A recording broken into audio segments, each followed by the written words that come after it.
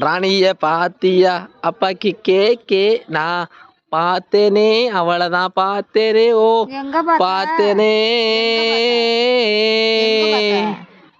அத்தை என்னத்த கையில மருதானெல்லாம் போட்டு செவந்து இருக்குமா? புது பொண்ணு ரெடி ஆயிட்டியா? மாப்பிள்ளை யாருமா? மாப்பிள்ளை நீதான். அதான் சரி. இதே மாதிரி என்ன ஈத்து ஒரு தானே நின்று உன்னாலதான் கல்யாணம் ஆகுது காரணமே நீதான். இதே மாதிரி என்ன வந்து எல்லாத்தையும் மாட்டி விடுற.